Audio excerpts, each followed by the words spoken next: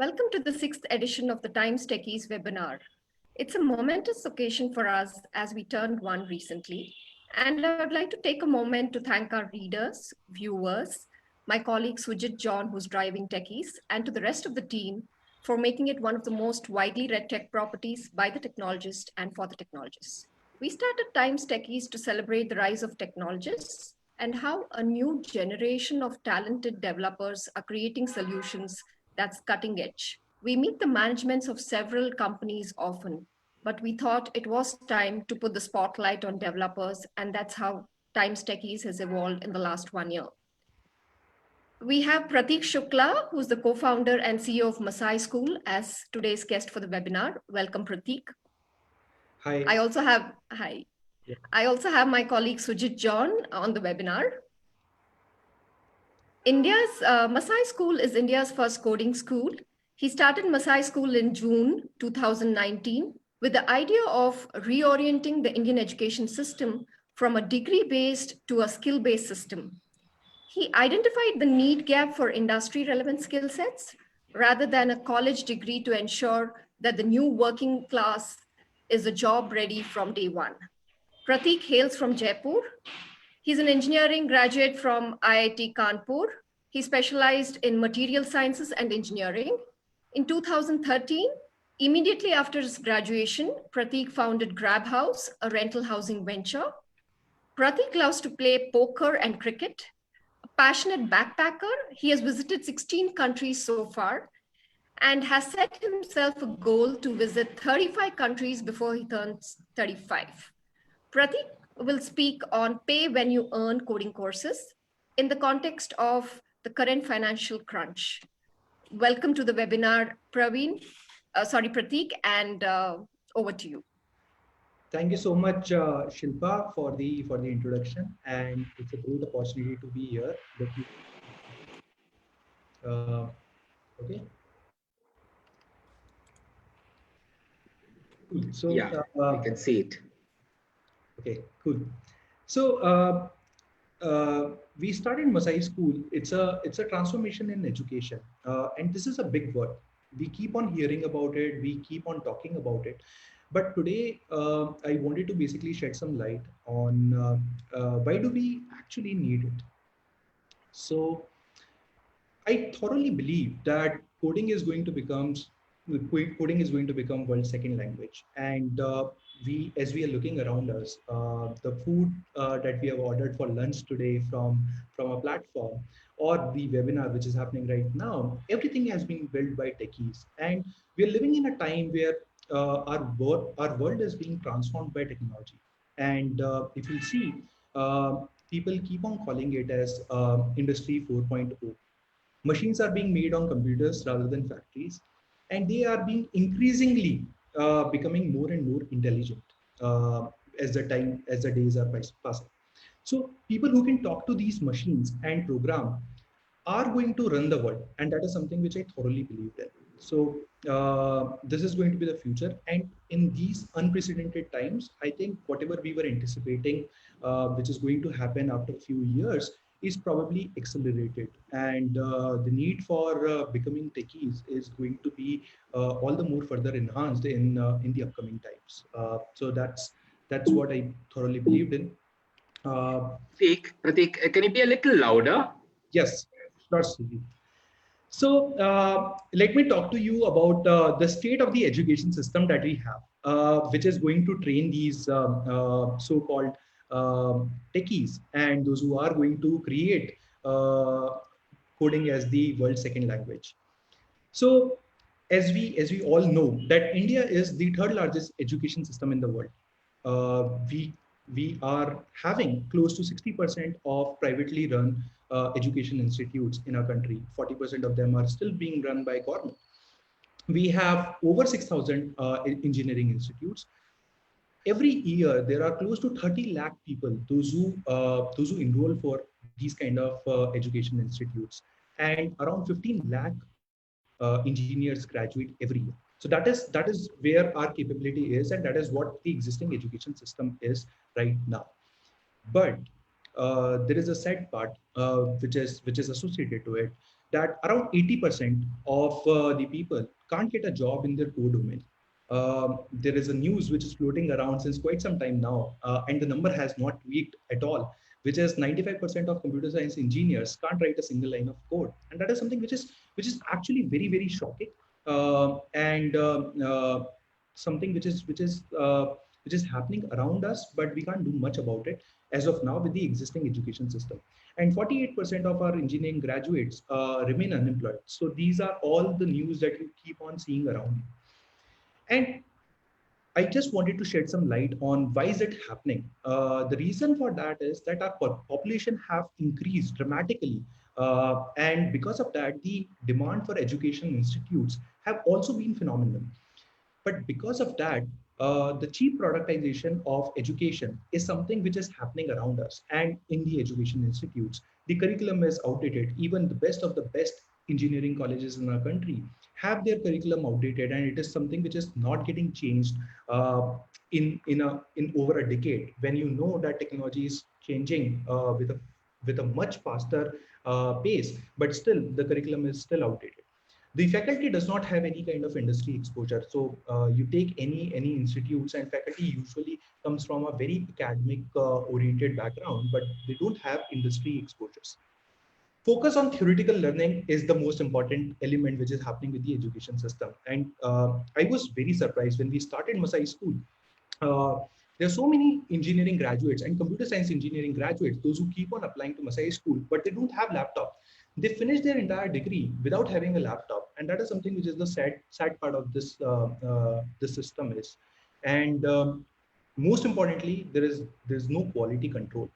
And if you see the quality education, if you really wanted to help someone attain certain skill set, it is expensive. It is something which is expensive. It is not something which is going to become cheaper. But the important aspect why these education institutes have not transformed is because the motivation of the institute is not linked with the students. And I'll basically go deeper about it and talk deeper about it in the upcoming slides. But the motivation of the institutes are purely about minting money, and it is not about the student outcome. That is the huge issue why this is happening. The state of education loan, if we wanted to basically understand what is happening around us, in 2019 financial year, around 22,550 crore of loan disbursement happened across different kind of education institutes. If we see in last 5 years, the average loan size have increased 2x. It was roughly 2x increase from what it was in financial year 2015. And the saddest part is that the loan which is taken by the students for their education is the biggest non-performing assets. And if you see around us, and if you go for any kind of secured loan for any kind of education, the problem is that nowadays financial institutes have started taking the collateral for giving you those secured loans, and that is something which is happening because there are no outcome linked to it, and people are remaining unemployed. So financial institutes have a bigger pressure around this, that students are the biggest non-performing assets in terms of paying back the loan. What does Bharat need is the biggest question now, because we keep on talking about Bharat, we keep on talking about e-commerce, keep on talking about social media, and how this immense potential of Bharat is going to be capitalized in next few years, and how these platforms are going to become multi-billion dollar platform. But at the same point of time, there is one big question which is surrounded with this, and that is that what are these people going to do in their career when they eventually start using these platforms? And apart from that also, what are they going to do with their careers if the state of the education system has not improved? Right now the problem is that they don't have access to quality education. That is something which is one of the most important aspect. And the second important aspect is that people, those who are willing to take those risks with the education institutes, those who are available in our country, they are burdened by loans, and they're forced to take any kind of jobs. You can see there are so many people, those who end up having a kind of job which they don't have any kind of interest And they are doing that because of the pressure that they have, because they have taken a loan on their head before entering into any kind of education institutes. And that is something which is really alarming. We need to do something better to make this Bharat happen. Now, one thing before starting Masai School, I actually spoke to a couple of education institutes, and one very important thing is that our economic system around the education system does not make any sort of sense. So you can say that if we wanted to create, if we wanted to help the engineers, or if we wanted to build real India, we should not be only thinking about reducing the cost of higher education. We should also be talking about the risk which should be shared with the institutes along with the students. And if the student is successful, then only institute should be successful. And it should not happen on the cost of the student take the biggest risk of his life, and he's still not sure whether this institute is going to work out for him or not. So this is something which is very, very important. And institute should be focusing on quality and assured success of the students. And that is something which is the need of the hour right now. That's when ISA comes into picture. ISA, as we commonly known as, it is called income share agreement. This is the agreement which is signed between institutes as well as students. And when they are signing this agreement, it is basically to make sure that they have the entire risk of the education is going to be shared between the institute as well as student. If the student is not successful, then they should not be thinking about paying their fees. So that is essentially what income share agreement is all about. It's a you can read about it that it's a financial arrangement which is actually the biggest enabler to change the face of the education system in our country. How does it work? So, in nutshell, the income share agreement works when you pay to any institute only when you are successful. So you should not pay or you should not enter into any kind of expensive loans. But you, when you sign an income share agreement with the institute, it is institute's responsibility to make you successful and then only collect the fees from. There is a capped amount to the income share agreement. So irrespective of the kind of salary level on which you are at, you would be only paying a certain amount which is fixed when you are signing the income share agreement with any particular institute. There are no upfront fees. So any institute who works with income share agreement, there are no upfront fees. When you are entering into income share agreement, is between the risk is shared by the institute and the student, and there is no liability. So it's completely risk free. So I'll give you an example how income share agreement usually work in Masai School. So in Masai School, if any student graduate and start earning about 5 lakhs per annum, then only they have to pay us fees from their monthly salary, which is 15% of their monthly salary for 3 years. And the entire fees is capped at 3 lakh rupees in total. If for any reason, if for any unfortunate reason, the institute is not going to help student getting the making them successful or making them earn more than 5 lakhs per annum in the desired domain, then they don't have to pay us any kind of fees. So that means that if a student is not successful, if a student gets a job in some other domain, then they don't have to pay us a single dime. This is literally risk free. And also they can enter into any particular education institute without even thinking about any kind of expensive loans. And also if the institute is not going to work out for the student, they can just leave. In Masai School case, you can leave the course in first 4 weeks without even thinking about anything. So you don't sign any agreement, you don't sign anything, and you just move out from the institute if you don't like the institute. So that's like literally the future that we are talking about. Let's see how ISA is working in action through the stories of some of our students, those who are successful. So so this is the guy, Mohammed Hassan. He was a part of our first batch. He was a mechanical engineer, used to work in a workshop before joining Masai School. Came from a very economically weaker background, and also came from a tier 3 university. He was working over there, and he always wanted to become a developer. Now, the challenge that he had was that he was earning around 15,000 per month, and he had no other means to basically go through those courses, which requires a upfront amount or upfront fees. That's why, like when Masai School came into picture, he was a part of the first batch. By the end of the course, he ended up getting absorbed in one of the fastest growing social media startup of our country, which is ShareChat, and he got a package which is almost 10 times of his previous salary. So that is what Hassan did because of income share agreement. And just like Hassan, around 56.54% of the students in Masai School comes from non-computer science background. This is another student from our first batch, Sumanta. He started his career as a tractor driver, and he came from that sort of a village where he started funding his own education from 10th standard onwards.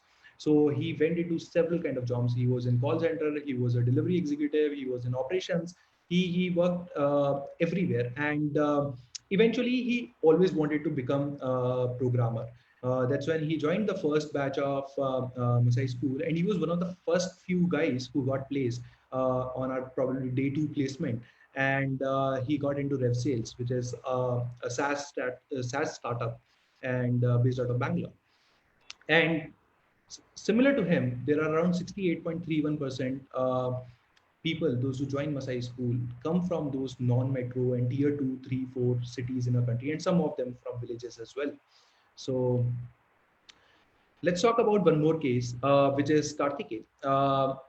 He again belonged to a place, and you can, like, I don't remember the exact name because I can't pronounce the name also. So he belonged to that remote village, where his entire family income, when he entered into the engineering college, was around 400 rupees per day. So that is the kind of family income he had. And he went into the education institute. He became an electronic engineer. But the scam which has happened with him in his education institute, as well as there are so many education institutes similar to that, which are tier 2, tier 3 kind of institutes, where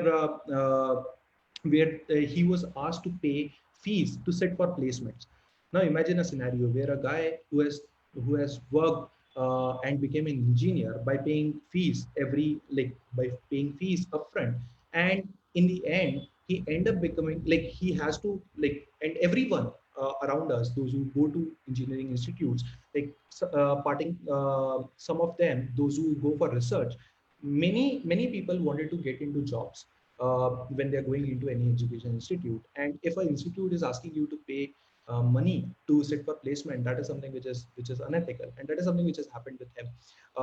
But so he had no other option. He took a operations role in one of the company, and he was working over there when he came to know about Masai School. He was a part of our second batch, and by the end of the course, he got into one of the best product startups, you can say, who is really revolutionizing the fintech space, small case. So that is the story of Karthikeya. And similar to him, there are around 60.5% students in Masai School come from economic weaker section. And this boy, who was a part of our second batch, he drop out because of financial problems in his during his early days. He dropped out from school when he was in class fifth. After that, he did all kind of odd jobs, and then eventually he always wanted to become a programmer, but don't have like, he never went to school after class fifth. He don't have degree. He doesn't have anything. And when he joined Masai School, he has worked before even joining Masai School, he has worked like for 3-4 months only to enhance his mathematics, because that is one of the most, like, basic mathematics is one of the most core aspect when you wanted to become a programmer. And he was a part of our second batch, and by the end of the course, he got placed into Influx Worldwide. So these are few people, those who benefited hugely out of income share agreement. Otherwise, it wouldn't have been possible that they would make this kind of career uh, while working in some other companies and taking those expensive loans, because it is not going to help them if like the earlier education system won't be helping them, and that's why ISA is the most important aspect. Uh, so let me just give you a broad idea about what Masai School does.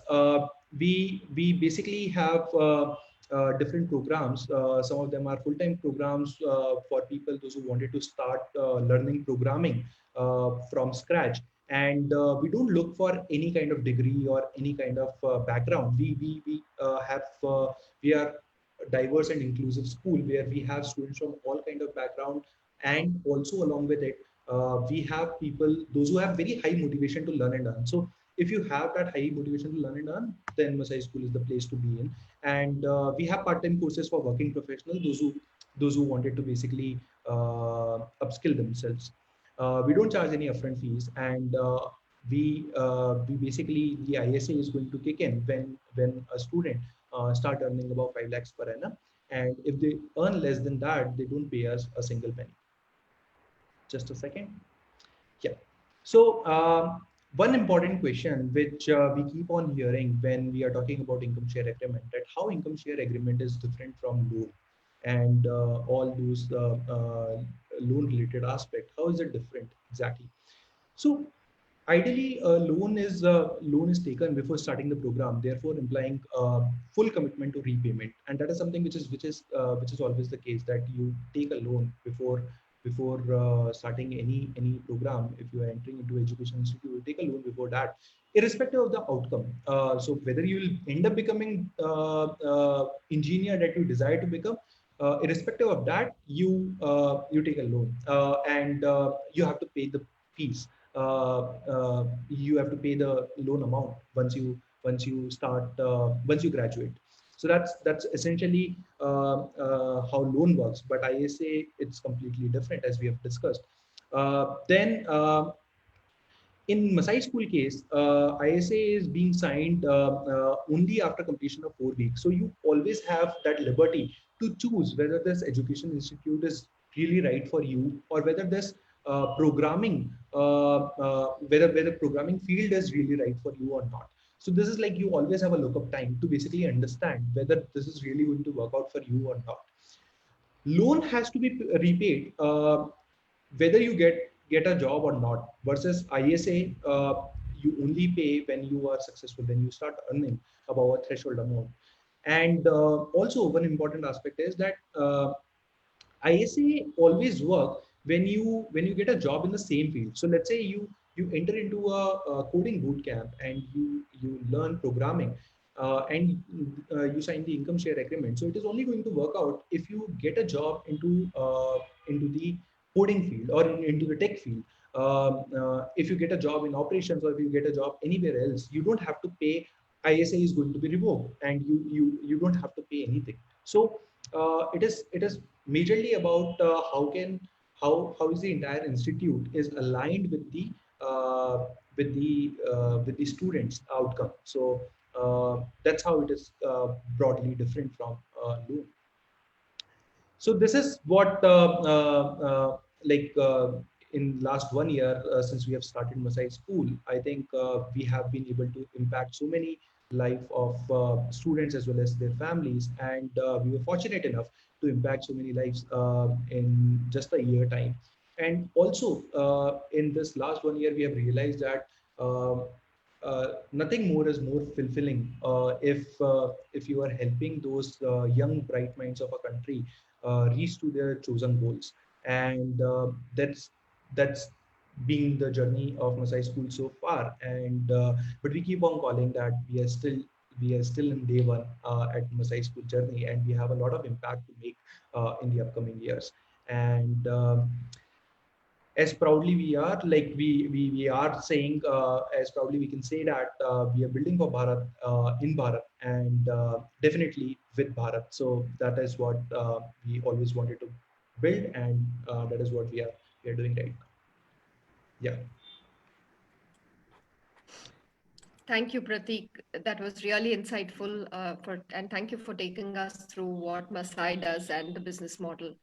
Prateek, to start off the Q&A session, I wanted to ask you, what is the screening process that you follow at Masai School to enroll students into the income share agreement courses?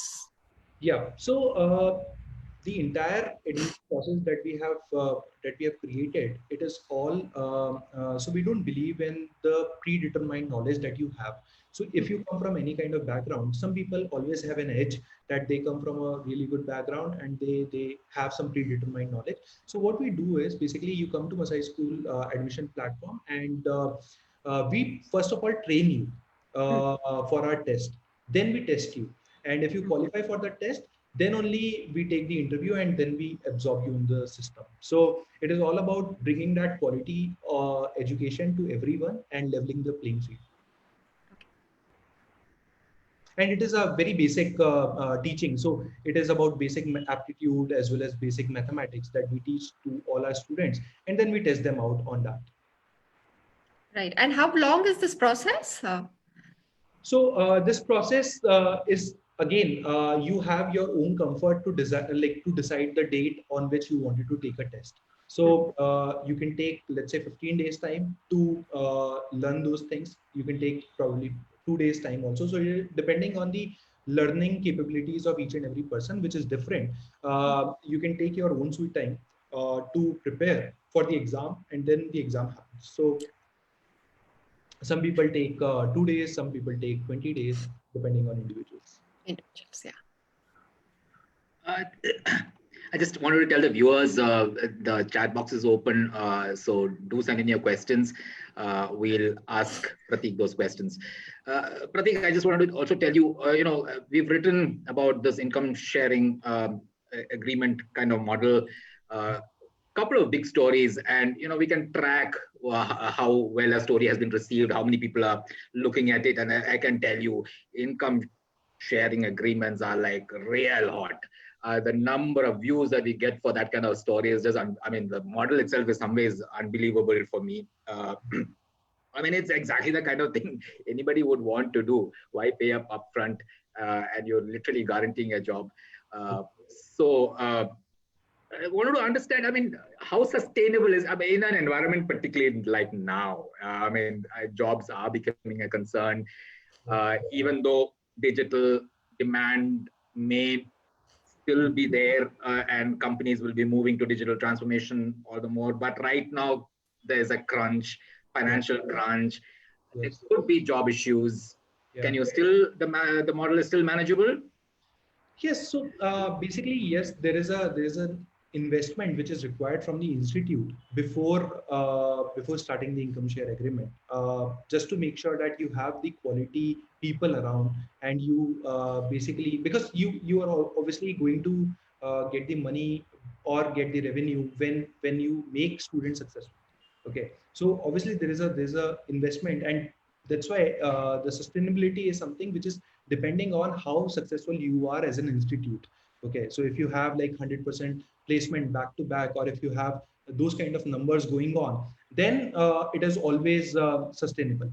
But having said that, I think quality education is something which is very expensive from an institute perspective, and uplifting everyone is something which is very, very expensive. So it takes an effort from the institute part. That's why many institutes are reluctant, because there is a easy money which is people can pay upfront. But in these kind of challenging times, I think ISA models are going to be the future. Like, will transform into and many institutes would start adopting something around it probably really soon, because Yeah. because this is the future of higher education. How confident are you that you will be able to place students in this environment? We have already been able to place. So one of our batch has graduated in the middle of the lockdown, and we were just trying to understand how all the hiring partners, those who are catered around the country, as well as students, those who are sitting in their remote villages or tier 3 cities or tier 2 cities, how is the interview going to happen? How are they going to be onboarded if they are selected? But it was so smooth because everyone has worked towards this transition, and whatever we were anticipating would happen after a few years or probably in few years, that has all accelerated really fast. And companies have onboarded the students from different kind of backgrounds. We got around 75, 70%, 70 to 75% of the students, those are already placed, those who graduated in the lockdown.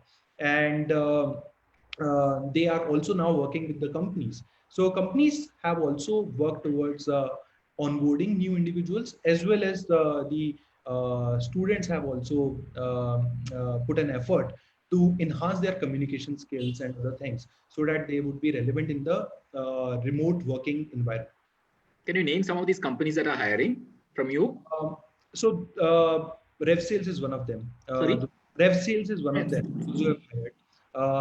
Vyapar is another one company who have hired some of these students.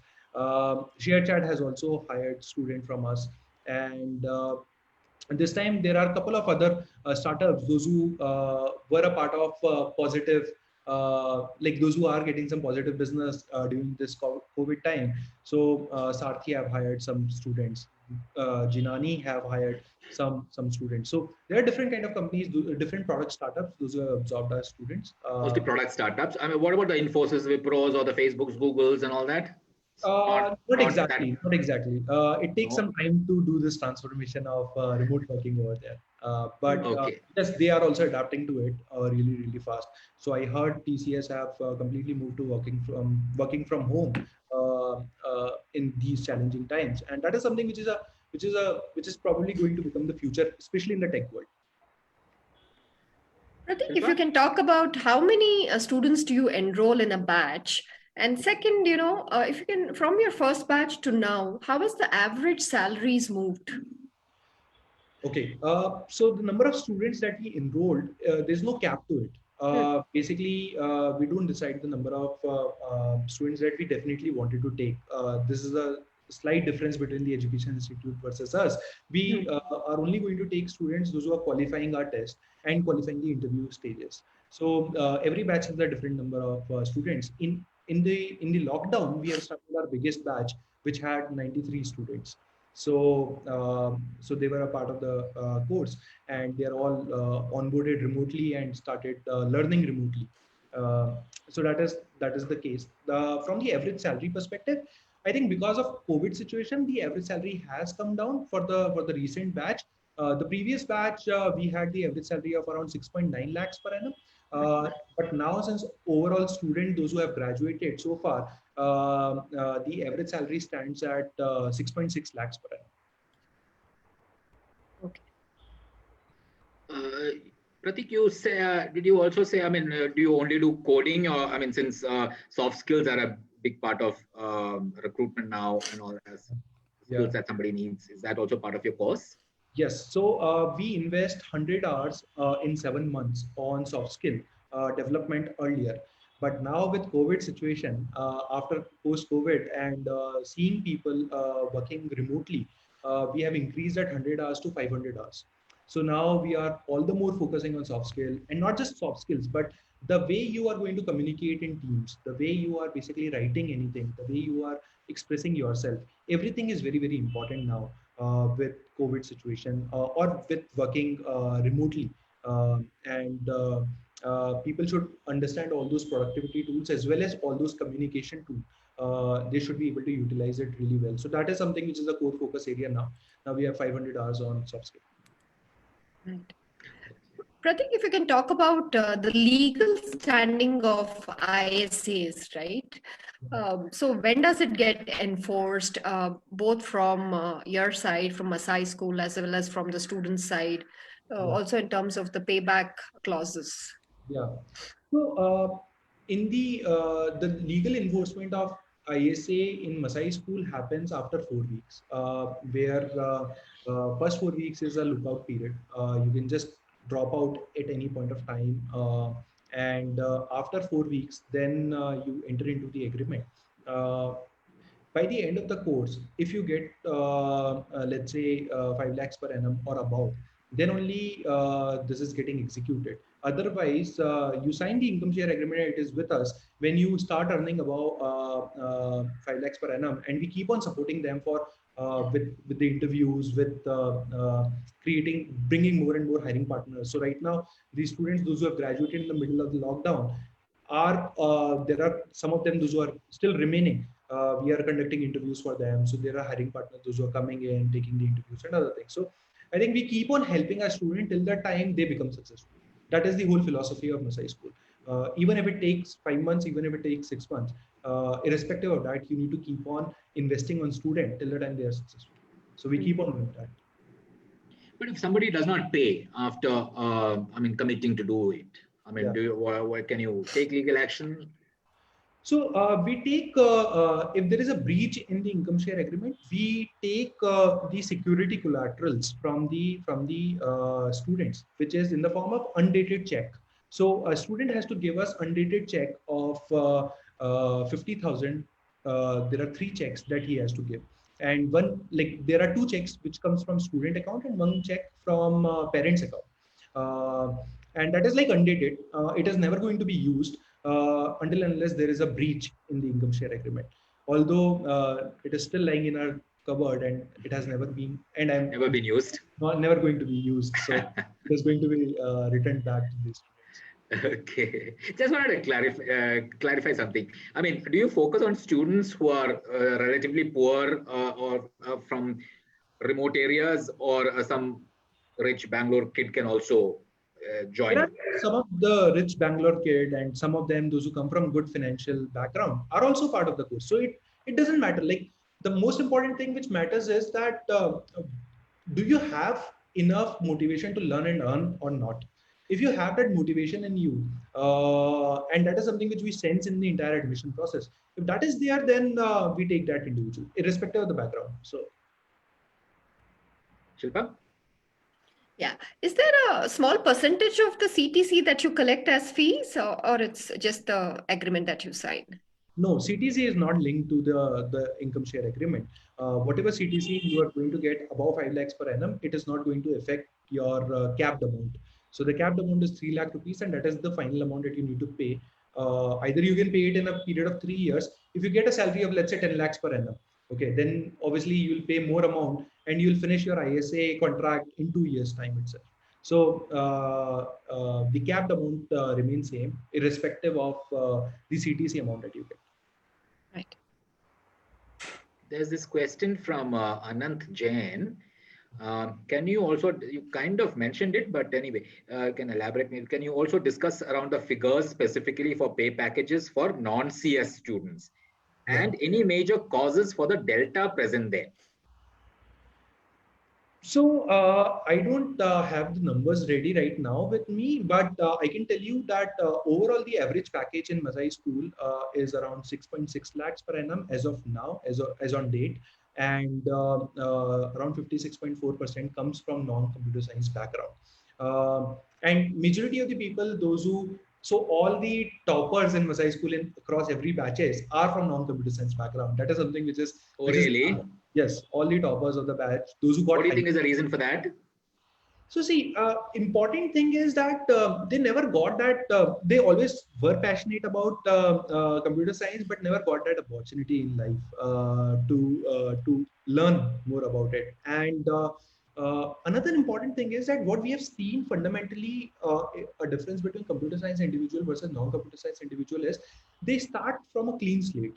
Okay, so they don't have some raw knowledge in their mind or some preconceived notion around anything when they are attempting anything. So it's not cluttered, and that is psychologically what we have seen why non-CS guys tend to perform more. But we have some really smart computer science graduates, those who have graduated from Masai School, and we are very proud about them. And that has also been the case. So so we have like diverse background as well as people from computer science background. Yeah, I've seen sometimes these South Indians do better in Hindi when they go to the North than, at least in class, in actual tests and all that, than the North Indians themselves. So it's all about like you have some knowledge, pre-knowledge about anything, and that is if it is if it is not complete, then you tend to make mistakes even more than someone who start from a clean slate. So that's. Pratik, when you sign up for the coding boot camp, it is a rigorous one, right? 6 months, you need to focus at least 9 hours every day, 6 days a week. Huh? 12 hours. 12 hours, 12 hours. Yeah, 12 hours. What does it really take when a student or, any professional signs up for the Masai School? So for professionals, the course is a part-time course that runs for 3 hours on a daily basis for 5 days a week, and then 6 day on Saturday. It runs from 10 a.m. in the morning till 6 p.m. So that is for professional. Keeping in mind they have their own work going on. But for people those who are looking for a full-time course, it's very rigorous and very intensive. So we follow 9 a.m. to 9 p.m. 6 days a week, 12 hours. The lectures only happened for probably an hour or two.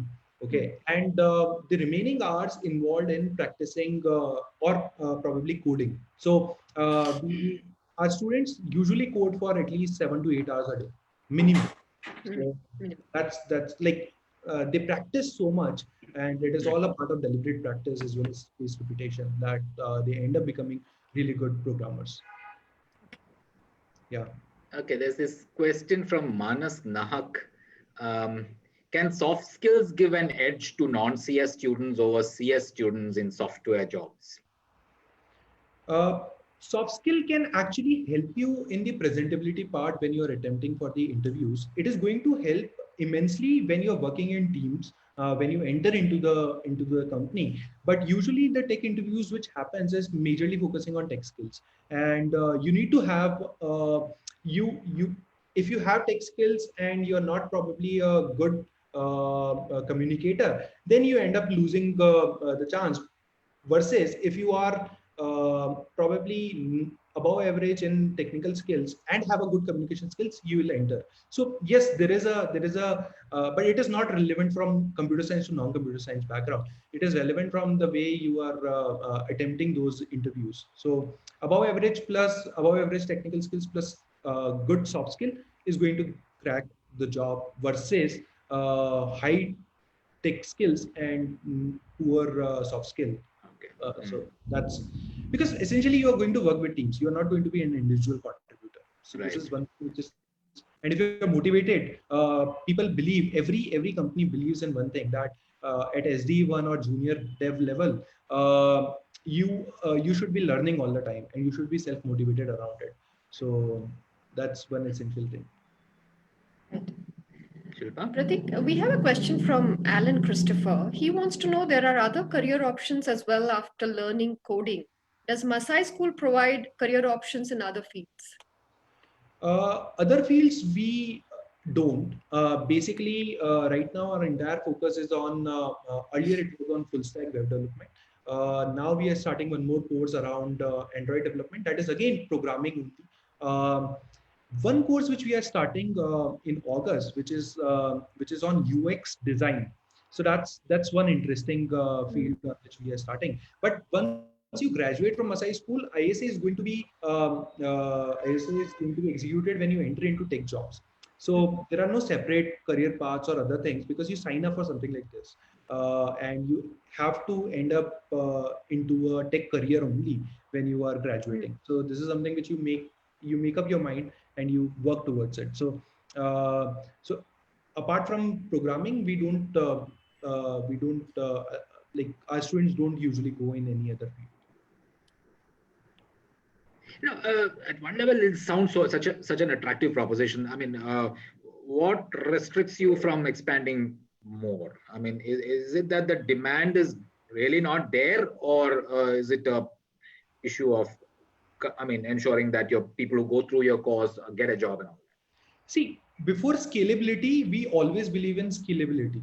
So scalability is the most important challenge that we are trying to solve. And I don't think that any education institute who is trying to do something like this would have solved it even 70% or 80%. So I think this is one thing which is constantly changing. So for to give you an example, whatever we have covered in our first batch in 20 weeks is something which is now getting covered in Masai School in just 12 weeks. Okay, and 12 remaining, weeks. yes, and now the remaining 18 weeks is the advanced curriculum which is going on. So basis the hiring partner requirements as well as the inputs from them, we reverse engineer the entire course curriculum and create it, and that is something which is purely science. And until unless you perfect that, you can't take thousands of students, because then you're not going to do justice with the entire proposition. Ideally, what we always want to achieve in Masai School is that we should have minimum 100, like minimum 90% placement in every batch, and we should reach to 100% placement every batch, and that is something which is always the case, and that is the only metric which the entire team focuses on. And These once you 5% or 10% who don't get into a job, typically what? I mean, they're just weak in coding or what? Uh, usually we follow mastery based progression. So people, those who are not that great in programming, or those who think that programming is not the career for them, that they tend to identify it in first 4 weeks itself. That's like, I don't see that the reason why those people, those who don't get a job, uh, like are the bad ones. They are like really good, but sometimes some students get choosy about some particular companies, and they tend to basically work really hard towards it. So it's not a problem area, and I think we believe that as and when they are ready, they are going to get into job market. So ideally, long term view, which I see it as, that Masai School, everyone who finishes the course should make a tech career, and 100% of them should make a tech career, and that is something which is the bird's eye view that we see.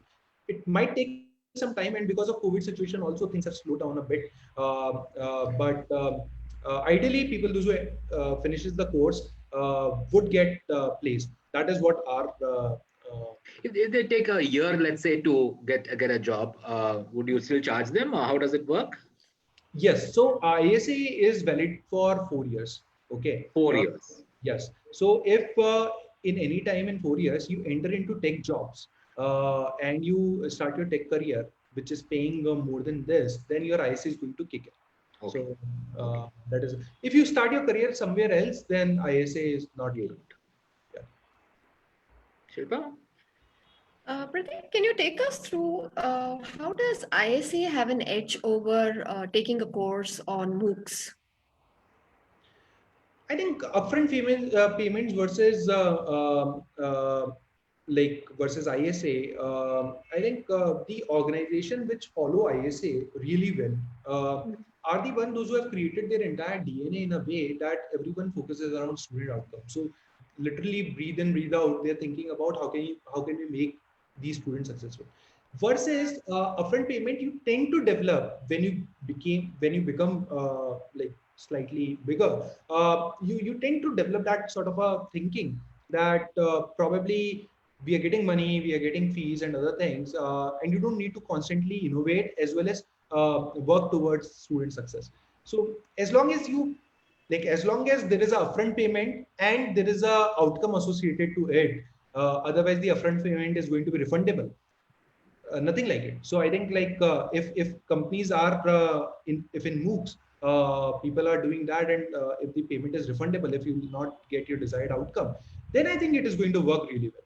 But I think it actually includes so many people, those who come from those financial unequal background, and those who always desire for quality of education, but they never got that. So I think this create that path where the top of the funnel, where people those who wanted to do this course have increased dramatically, and they can join it.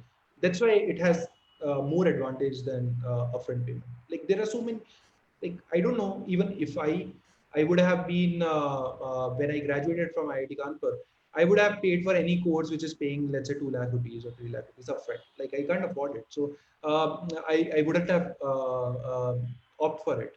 But in this kind of scenario, I can basically do something like this. So that's a difference. Pratik, this is a question from Harish. How does Masai School reach out to potential candidates, especially during the lockdown? What is the mode of teaching during this time? So the mode of teaching from day one. First, the other part. I mean, how do you reach out to them for potential candidates? Potential candidate reach out to us. So we don't basically spend much on marketing. We always spend like if we spend. So you have something on your website. You have on your website they can apply. Is it? Yeah, people can come to the website. They can go through the admission process. Whenever they are ready, they can opt for the test, and they can, once they opt for the test and select the course, then they enter into Masai School. So that has been that is the case. And then apart from that, the second question, which is something which we are following from day one. So we use Zoom, Slack, and GitHub really well, and some of the other tools as well, like Repel, for example, for grading the programming. So these are the tools which are well integrated in the course curriculum, and you use it on a daily basis from day one. So classes happens on Zoom. The doubt clearing happens on Zoom as well as Slack, and you use GitHub to build your overall tech profile, as well as you do coding submissions over there. So that is something which is happening from day one, and this is how the process is as of now as well. Okay. Shilpa? Yeah. I think we have a question from one of our viewers, Sumant. He wants to know, how do hikes and bonuses affect ISAs? Hikes and bonus is not going to affect ISA at all, because you decide certain like when you start your career, you start from certain which is like certain salary amount which is more than the threshold amount, and that is going to be decided for the entire duration of the repayment part. Okay, so if there's a hike in the salary, the earlier version of ISA that we had in Masai School, there you have to obviously pay more so that you can finish your ISA and you can move on. But now what we are following is that you decide a timeline where you're comfortable to basically pay the entire ISA amount, and then you pay it basis your comfort. Yeah.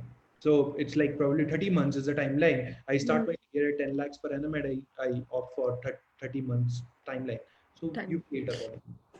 Okay. You had partially answered this, but this question from Techies Shukla: how does Masai place students? Does Masai School have placement partnerships with companies? Yes, we do have. We have more than 100 plus hiring partners now, and the placement typically happens similar to how it happens in any of the premium institutes like IITs, for example, or IIMs. So we have a placement week, and there is day zero placement, day one placement, where one day is allotted to one company. They finish their entire process in a single day time, and by the end of the day, students have an offer if they are selected. So one day per company is the rule over here, and we also follow the same guidelines like IITs, where if you are selected, or if you accepted any one offer, then you are not allowed to sit in the placement process. So that's actually very important from the company standpoint, because then they don't need to be worried whether this guy is going to join me or not. So that is something which is this is how the placement scenario works. So as soon as a batch graduates, they go through the final placement evaluation test. Once they qualifies it, then the placement week starts, and every day there is a company. Shilpa, the questions? Yeah, Prateek, a question from Mohan. He wants to know, among the courses that you offer, what would you say is the best course from a career opportunity standpoint? See, that is depending on the individual who wants to build his or her career, and that is totally dependent on the interest. So let's say we have Android course, we have full stack course.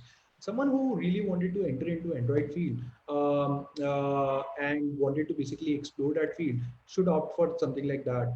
It is not something which we enter obviously to decide that this guy should go over here or this person should go over there.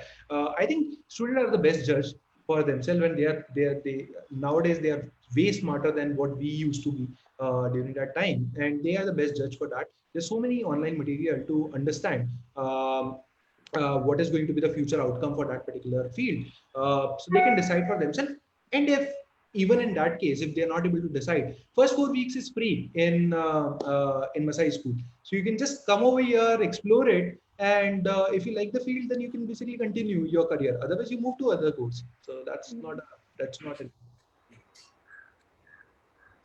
A question here, I think from Hina Sheikh. I think it's a misunderstanding of the ISA model, but anyway, I'll leave that to you to answer. What is the interest rate charged for ISA-based payments? The interest, it doesn't work in an interest rate perspective. It is basically like the amount is capped, and basis your salary level, you decide the duration of the ISA repayment, and you pay 15% of your monthly salary. So that's how So you get, if you get a 6 lakh salary, it comes you out to pay 15% of that yeah, every year. 50,000 roughly. You pay around six, like, yeah, it's 50,000, correct, for 6 lakh salary. Yeah. So you pay roughly 7,500 every month, and per month. yes. And your cap is what? How much? 3 lakh is it? What is that? Your 3 lakh. 3 lakh is your cap. Okay. Shilpa, is there anything? Yeah, we have a question from Shreya Ketan Joshi. She wants to know, I'm already a coding professional. Can I get help from Masai to enhance my skill set to get a better job? Yes, definitely. So we have a part-time course for that only, where you upskill yourself. If you are probably a programmer, or if you are working in some other field, you can opt for that part-time course while doing your regular job. And you, by the end of the course, you automatically either in your existing company itself, you go for the upgradation, or otherwise you can move to one of our hiring partner and get a package above the ISM. Somebody is a non-CS student. What kind of mindset and skills do you think that person should have to even attempt your course? Basic aptitude and basic logical capabilities is the only thing which is needed in even if you are from non-computer science background. Nothing. If you are from a non-computer science background, basic aptitude and basic logical capabilities is what is needed. Math is not important.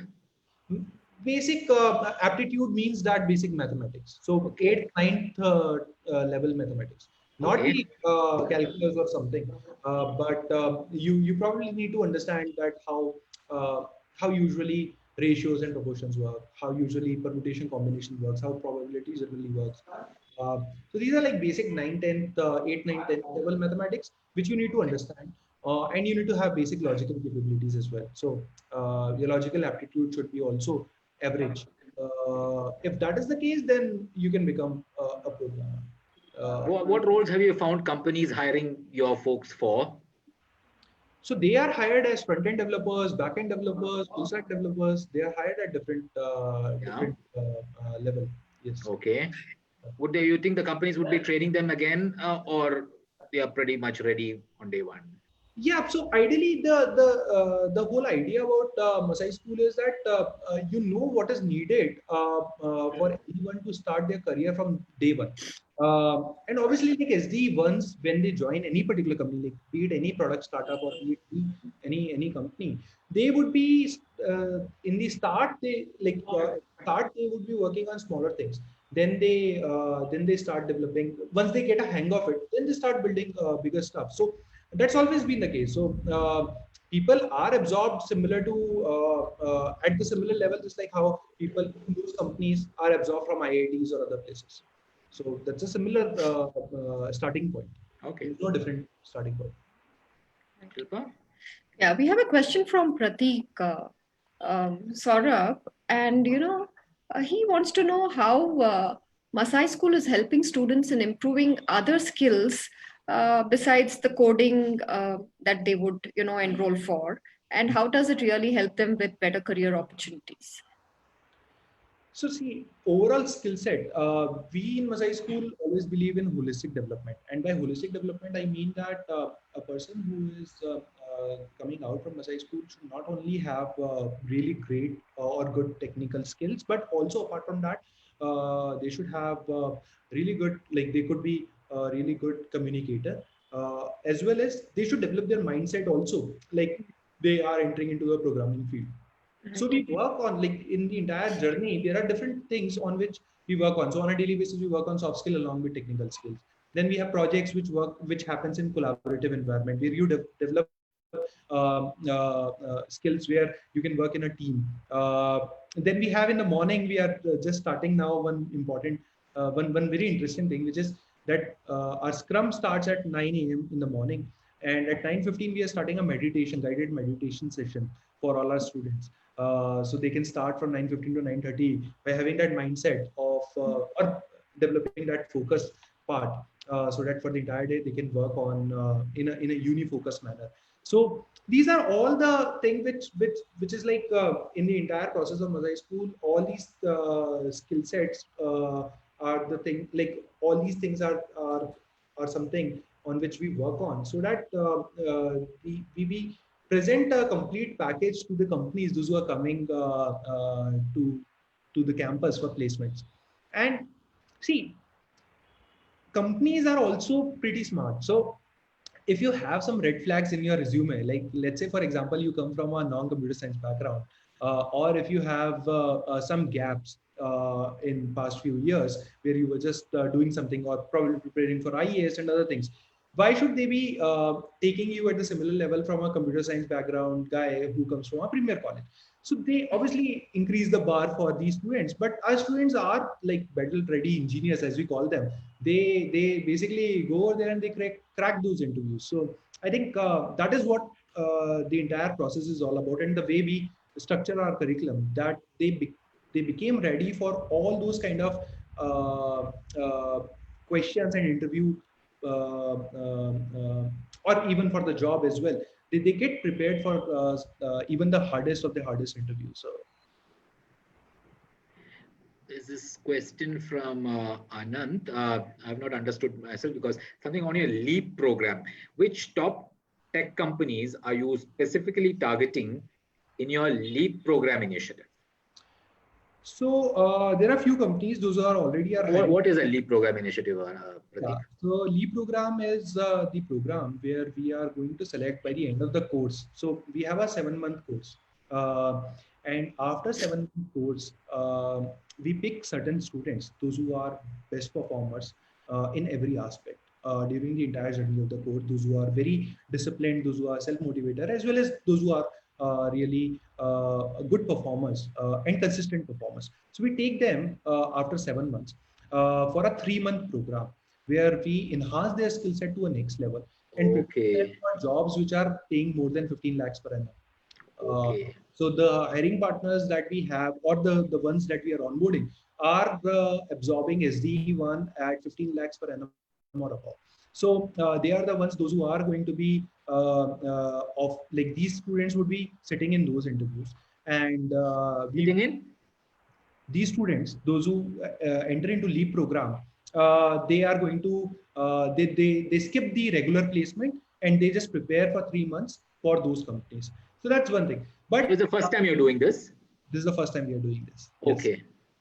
But the most important aspect is that when they'll see their batchmates getting placed and they are still studying, that is something which is slightly demotivating. So what we are doing is, in LEAP program, anyone who is selected for LEAP program, we are also giving them stipend. So we don't charge fees. Now we are, for even training them, we are giving them stipend to basically enhance their skill set to crack those companies. Yeah, how much? So we are still discussing it internally, but it is going to be between 10 to 15,000 per month really? to start with, and that is going to be for 3 months. Every month they are going to get that stipend, and they are also going to be prepared for these companies. Okay, so it's up to them whether they want to get into the. Like if they want to sit for the regular placements, then they can sit and take a job. For these high-end tech companies, they are, so like few hiring partners that we have, Gojek, for example. Gojek, okay. ShareChat, obviously. ShareChat. About 18 lakhs per annum. Then we have Samsung also as hiring partner. Okay. And a couple of more companies in the similar range, which we are talking to and onboarding them as hiring partners. So these are few companies, and obviously like we wanted to bring in Microsoft, Amazon, and other companies as well to showcase this talent and get them absorbed in those companies. So that is the whole idea about LEAP program. Who are you? Sorry, Shilpa. Who are your teachers? Are they all full time with you? Are they part time? No, so for Leap program, there are obviously like we have all the instructors in house, and they all were software engineers or senior software engineers or tech lead earlier. So they all come from non-academic background, but they were coders earlier, so they are the teachers. But for this Leap program, we are also going to bring in a few folks, those who are already working in these top tier companies, and who are going to mentor these folks. So having the mock interviews from them, having pair programming sessions with them, having building a big open source project with them. So these are few things on which this is going to be announced very shortly. We are still like finalizing it, and then we are going to announce it to our students. How did this person come to know about the LEAP program? I don't know. So Anant is already well Yeah. up on. Yeah. Shilpa, anything? Yeah, we have a question from Alan. He wants to know, what if I get laid off after getting a placement? Yeah. Will ISA still be enabled? Yes, so that's one very important thing on which we are discussing since quite some time now, and we have taken a stand around this that we are a skill building institute, okay, and once we develop the skill set, we make sure that students are getting placed in all the hiring partners as well as they can go outside and get a job in the tech companies. Right. ISA kickstarts during that time, but if they cross the probation period, and for SD ones, usually the probation period is from 6 months to 9 months. Okay, so if they during the time when they get laid off in the probation period itself, the ISA is going to be stopped, and we are going to help them again for getting into jobs. Okay, but once they became permanent employees, then ISA is not going to stop if they are fired. Okay, so then what we do is basically we help them out in supporting them to get into job once again by bringing hiring partners over there and conducting that person's interview. So we have a similar incident which has happened recently because of COVID. One person who was uh, uh, who was laid off by a company because there was a mass layoff which was happening, and this guy was out of job, and within 2 weeks he got another job through us. So he just essentially spent 2 weeks while being unemployed, and then he again go back into the ecosystem. So that's how the ISA is. Basically, if you become a permanent employee, then since we have developed you for that, then we can obviously help you with more and more hiring partners and getting you more opportunities. But ISA is not going to stop at that point. So Prateek, we are exceeded our time, but I just wanted a last question. You have a vision. I mean, you have about 190 students approximately now, you said? 190 studying right now, 285 total students so far. Some of them have graduated and some of them are, yeah. So at a point in time, you have about 190, you're saying, is it? 190 is the students who are studying right now. Now, so do you have a vision, something about 1,000, 5,000 at some point? I can say there is a magic number in our mind, but I don't want to reveal it right now. But it's huge. Like we see that this has a huge potential, and especially when you come with a best intention to help those folks, those who really wanted to make their career into not just software engineering. So I see that. Full stack development, Android development is one part of it. UX, product management, data analyst. So these are few categories on which you'll see us entering into in next few months. So we wanted to basically create that skill building college alternative for all these students, so that they can enter without worrying about fees or expensive loans, and they can end up getting absorbed in one of the best companies in our country or abroad. Now with work from home, you'll be surprised to see that there are so many inbound interests we are receiving from European companies as well as from startups, those who are based out of US, those who wanted to enter into those who wanted to become our hiring partners. Really? So it has suddenly opened up the world of possibilities for all the people, those who aspire to become programmer. Okay. Prateek, one last thing from my side. As much as your students are staked in, you are staked in the success of Masai School as well as your students. You are passionate about teaching. So, how many hours do you put in a day or week, to teach your students? I am not now out of the teaching part. In the earlier batches, I was involved. So I used to take some specific classes on few things which are needed for any programmer or any person who is entering into startup ecosystem needs to understand. So, for example, ESOPs, okay, is one thing. So then product, like how to build products. Usually, understanding that how does sprint method or agile methodology works. So all these things is something which I used to take regular classes with the first and second batch students.